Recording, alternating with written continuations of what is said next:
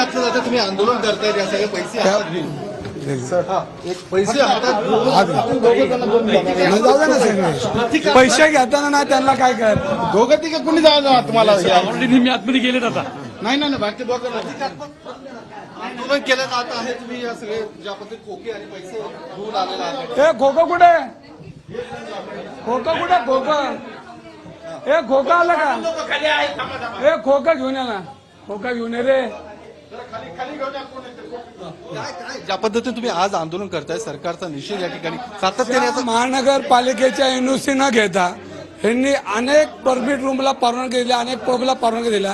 ही यांची चूक आहे आणि ही चूक त्यांच्या निदर्शनास आणली पाहिजे.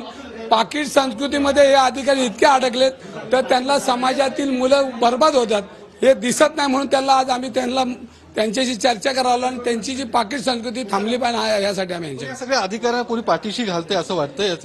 आणलं तुम्ही खोकं बघा ना ते ए खोकं कुठं आपलं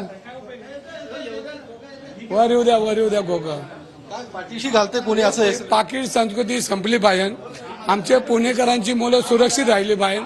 या सगळ्या गोष्टीचा विचार यांनी जर केला नाही तर लोकशाही पद्धतीने आम्ही यांच्यावर जो काय आम्हाला अधिकार आहे तो आम्ही यांच्यावर वापरणार. या सगळ्या प्रकरणामध्ये सातत्याने तुम्ही आरोप करतायत राज्य सरकारच्या मंत्र्यांवरती तुम्ही आरोप करतायत. काय नेमका तुमचा आरोप आहे या सगळ्या सरकारवरती मंत्र्यांवरती? हे पैसे घेणारं सरकार आहे आणि हे तुम्ही बघितलं असेल याच्यामध्ये हे आदाना त्याला आपण पाहू शकतो जे खोकं त्यांनी आणलेलं आहे त्याच्यावरती राज्य सरकारच्या काही मंत्र्यांचे प्रतिकात्मक फोटो आणि 50 खोके असा उल्लेख आहे. मोहन जोशी यांच्या हातात ते खोकं आहे आणि प्रतिकात्मक आंदोलन या ठिकाणी केलं जाते. ह्याच्यामध्ये सरकारला जाग आली पाहिजे. आमचं पुणे सुरक्षित राहिलं पाहिजे आणि पुण्याच्या इतिहासामध्ये लागलेला हा डप्पा हा पुसण्यासाठी यांनी रस्ते लावले. हे मंदार कुठे रे माझं पत्र काय नेमकं आता तुम्ही काय सांगणार आहात राज्य उत्पादन समितीच्या अधिकाऱ्यांना? आता तुम्ही बघता काय सांगतो ते या तुम्ही आतमध्ये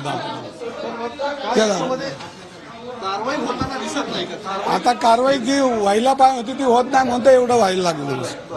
पण मग अधिकारी सुद्धा पाठीशी घालतात सगळ्या पाठीशी घातल्याशिवाय हे धंदे चालतच नाही ना.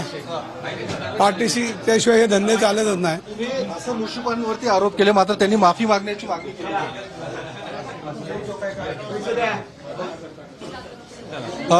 राज्य उत्पादन शुल्कचे जे अधीक्षक आहेत त्यांच्या कार्यालयात आता हे दोन्ही नेते पोहोचलेले आहेत आणि त्यांच्या सोबत जे खोकं आणि जे काही पैसे आहेत प्रतिकात्मक आंदोलन या ठिकाणी होताना आपल्याला पाहायला मिळतं.